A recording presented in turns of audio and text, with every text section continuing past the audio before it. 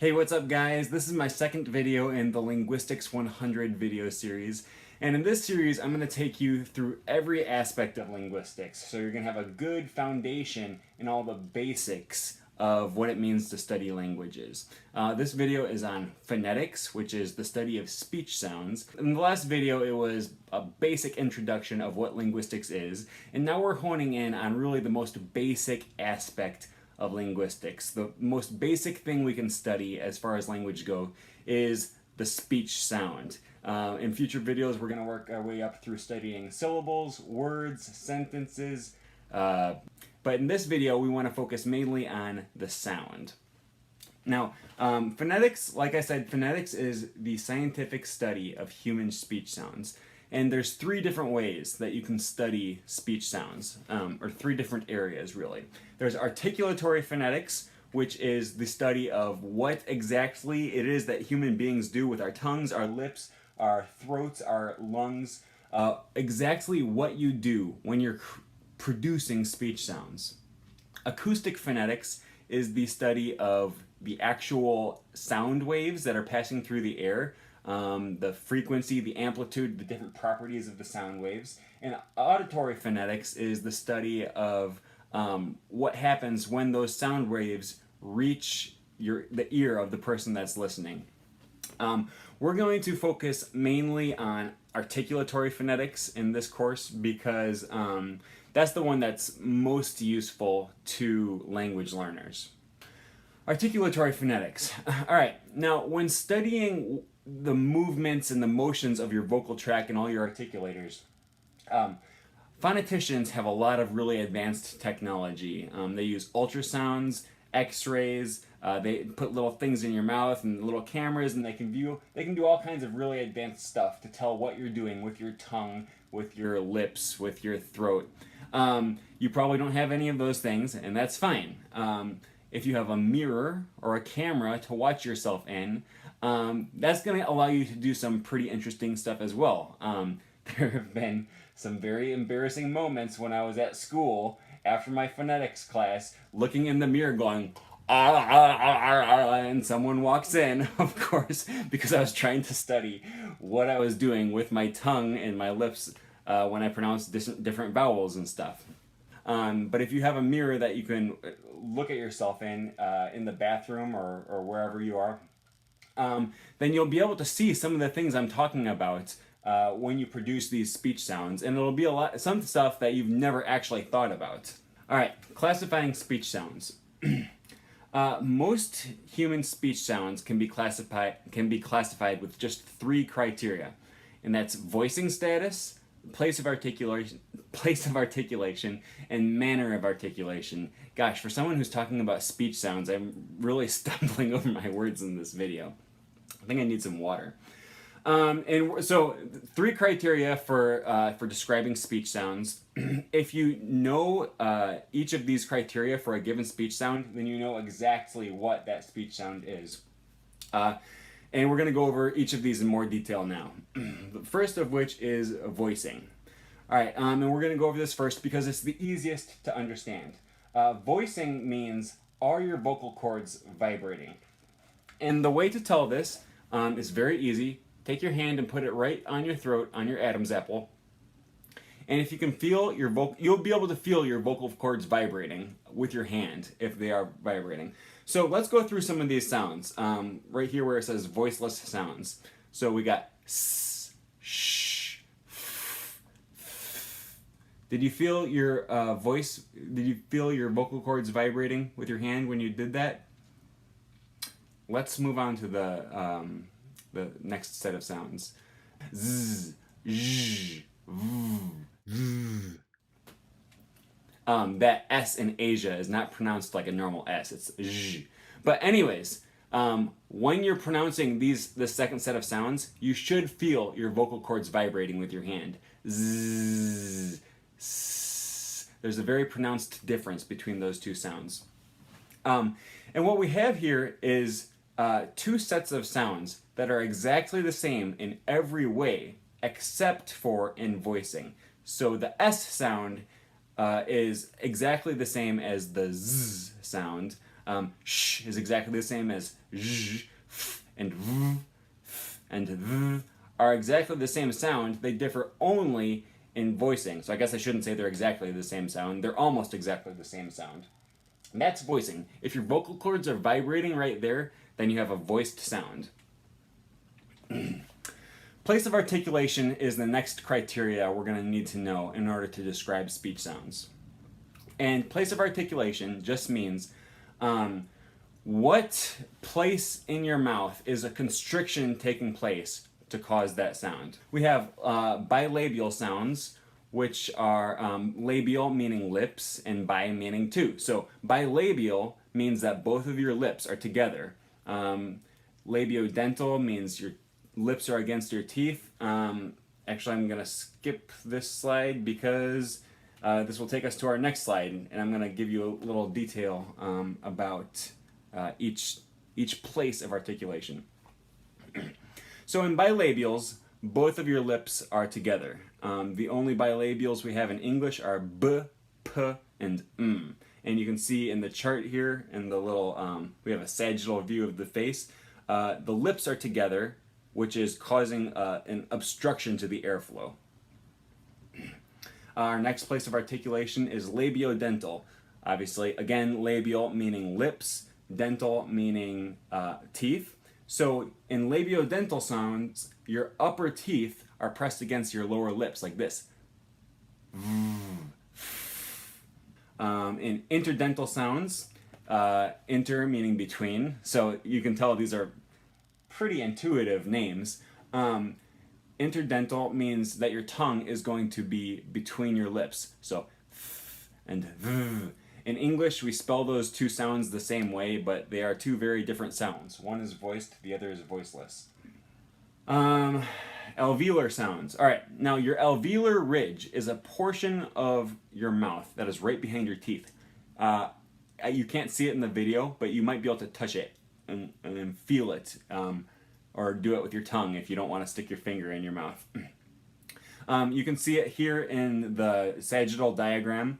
And the tongue is just touching right behind the teeth, and that's your alveolar ridge right there. So we have a lot of alveolar sounds in English. That's t, d, s, z, n, l, and r.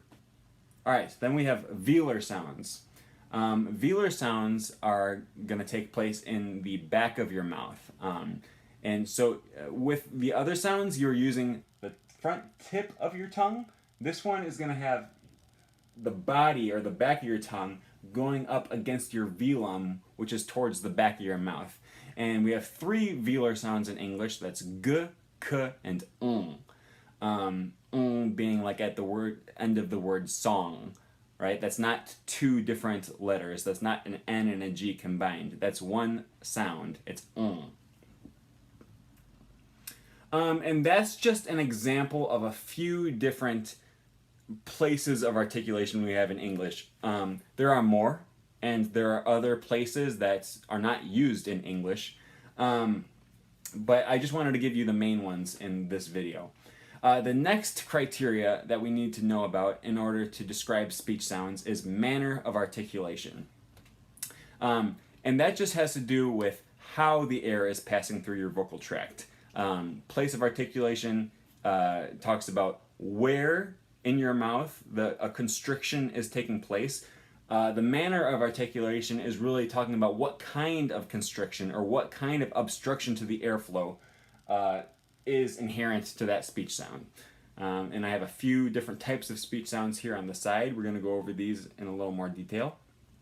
Stops. All right, let's do an experiment really quick. Let's pretend you're going to have a competition with a friend to see who could hold out an S sound for the longest. And that competition would go something like S until you run out of air. And you could do the same thing with a vowel. Ah until you run out of air. Or You could do it with a bunch of speech sounds. Try doing it with a B. B. Right? The point of a stop sound is that all the air in your vocal tract it actually comes to a complete stop. So for these sounds, you're going to have a complete obstruction of air. And so the stop sounds in English that we have are b, p, d, t, g, and k. Fricatives are close to stops, but not quite. With a stop, you have some closure of your vocal tract that completely stops air. With a fricative, you have a very narrow space that allows air to go through, but you're going to get kind of a hissing, friction-y sound. And the friction and the fricatives we have in English are v, f, f, v, s, z, sh, zh, and h. That last one is kind of interesting. Just sounds like you're sort of breathing a little bit. But there actually is some friction going on in your throat there, so that's why it's a fricative. All right, nasals are a little bit more difficult to describe technically. So what happens in a nasal is you're going to lower the back of your velum so that it allows air to pass up through your nasal cavity and out your nose, meaning that if you plug your nose, you can't produce nasal sounds. I guess you can pronounce them a little bit, but after a while, that air is going to build up and it won't be able to exit out of your nose. You also should be able to feel, if you put your finger right there when pronouncing some of these nasal sounds, you should be able to feel a little bit of air. And there's no air coming out of your mouth because you're necessarily going to have to make some closure in your mouth to have a nasal consonant. So with an M, you're closing it off at your lips. With an N, you're closing it off right here at your alveolar ridge. And then with you're closing it off. You're closing off your mouth in the back of your mouth with the back of your tongue. And so that's what causes nasal sounds. You're actually putting air through your nose because it can't escape through your mouth. So mainly we've been talking about different ways of producing consonants so far in this video. I want to talk about vowels a little bit. Vowels can also be described using just 3 criteria. That's frontness, height, and lip rounding. Now you can see here in this picture that I have on the side, it's another sagittal view of the mouth, and I have a little square, a little quadrilateral right in the middle of the mouth. And that quadrilateral corresponds to the position of the tongue when producing vowels. Now, with consonants, you have some kind of obstruction or constriction to the airflow that is hindering the air a little bit. But with vowels, they're much more open and much more free for the air to come out. And it's only a matter of where your tongue is located in your mouth that's going to shape the sound that you're producing. So with ah and ah, your tongue is going to be at the lower portion of your mouth. With e and a, it's going to be in the front of the mouth. With oo and it's going to be in the back of the mouth. And with and it's going to be right around the center of your mouth. So we can divide this quadrilateral into 2 axes, which ranges from front to back and low to high. And then the only other criteria we need for determining speech sounds is lip rounding. So with oo, your lips are round, and with e, you can see your lips spread out. And so these are the 3 criteria that we need for describing vowels articulatorily. Like I said, you only need 3 attributes to be able to unambiguously describe a speech sound. For example, there's one voiced labial nasal sound, and that's Okay, no other sound can be described as voiced bilabial nasal. There's only one low back vowel, that's ah. There's no that only describes one sound. And we'll be able to describe a whole range of sounds using just these 3 criteria. 3 for consonants and 3 for vowels. But if every time we want to refer to a certain sound, we have to use these big, long, scientific words, that's going to get really cumbersome really quick. So we have a shortcut for cutting down the amount of time that it takes to describe a certain sound. And that is the IPA. You may have seen this in dictionaries where they use a bunch of symbols that you don't understand. Some of them look like they're English letters and some of them look like they're made up. That's the International Phonetic Alphabet. And what we do with the International Alphabet is that we will assign one speech sound, one symbol. So it's a lot easier than English, where you have letters like C that can be pronounced as S or as K. You have letters like T that can be pronounced like the T in ambition, or the T in cat, or the T in train, which sounds like it starts with a CH for some reason. All kinds of different T sounds. But it's not that way with the IPA. We have one symbol per sound. And so rather than writing out bilabial voiceless stop, all you have to do is just write the one symbol. And we're going to go over some of these symbols now really quick. Some symbols in the IPA are already familiar to you, and these are the symbols down here in the bottom left corner. We have b, p, m, w, f, v, d, t, n, s, z, l, k, g, h. There are some other symbols that you're probably not familiar with, or they represent sounds that you would probably not expect them to. For example, the R sound looks like an upside down R in the IPA. The ch sound looks like a T and kind of a weird stretched out S. J is a D, and this, I don't know how you would describe that symbol, but after that we have sh as in shoe, like stretched out S. We have the zh as in Asia, or it's a very common sound in French, Jacques or Jean. The J in the IPA is pronounced the way that we would expect to pronounce a Y in English. So for words like yes or you, those are going to be spelt with a J in the IPA. And then finally we have like I said earlier, the sound at the end of the word song that's one sound. We spell it with two letters, but it's a single sound. And it's not a G, it's not an N. We don't say sang. That sounds really weird. It's a single sound, and it's pronounced like an N, except at the back of your throat, or the back of your mouth. So it's a velar sound. Moving on to the vowels. If you speak any of the Romance languages, then this might be a little bit more intuitive. The sounds that the IPA uses don't necessarily correspond exactly to the way we would pronounce them in English. So for example, this first one is E, then we have I, and if we have a lowercase e and an uppercase I, then that would be pronounced as A. This backwards 3 looking thing is eh. Then this next symbol is called ash. We call that, it's pronounced as a.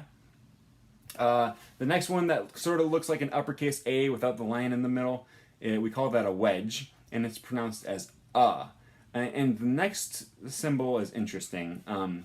This is a schwa, and it's pronounced It's very similar to the wedge, and if you have trouble telling the difference between these two sounds, that's okay. Even a lot of linguists and phoneticians have a hard time hearing the difference between those two sounds. But the wedge would be used in words like up, the schwa would be used in words like about, and you can tell, if you listen really carefully, when I say up, as a stronger sound, and about, it's weaker, and it's a very similar sound, but it's just not quite the same. We have a schwar, which is kind of an R-colored vowel, and this is a really hard to grasp area of phonetics. Vowels, whenever R follows a vowel, they sound weird to me. But the schwar would be pronounced as and that is a vowel. And then we have a, as in hot, aw as in caught. If you're from California, you might not have two different vowels here. So if you would say the word cot, C-O-T, as in the small folding bed, and the word caught, C-A-U-G-H-T, as in I caught the ball, you might pronounce those two words the same, and that's okay. So the difference between those two words would be cot and caught, and the difference between the two sounds is ah and aw, ah, aw. It took me a long time to be able to hear the difference, but after a lot of practice listening, I did realize that I do pronounce those differently. Moving on to O, that's what O looks like. Then looks kind of like a horseshoe, and then U, as in you. So after we have learned all of these international phonetic alphabet symbols, you should be able to write out anything you would want to write in your language. And it takes a lot of practice. I've only described the main speech sounds in English. There's a lot more in the actual IPA vowel chart and the consonant chart. So you're going to have, if you're learning a foreign language, you're going to have to look up those sounds in that language. But for now that we have a basis in English, we should be able to pronounce these sentences here. And this first one is, I fart in your general direction. The second one is, Romans go home. And the third one is, your hovercraft is full of eels. So that's all I have for this video. I hope it interests you and it gives you a good understanding of how phonetics works. There's a lot more that I could have said that I just didn't fit into this video. I encourage you to look up the speech sounds that are used in your target language and figure out exactly how those sounds are produced. And now you have the tools to do so.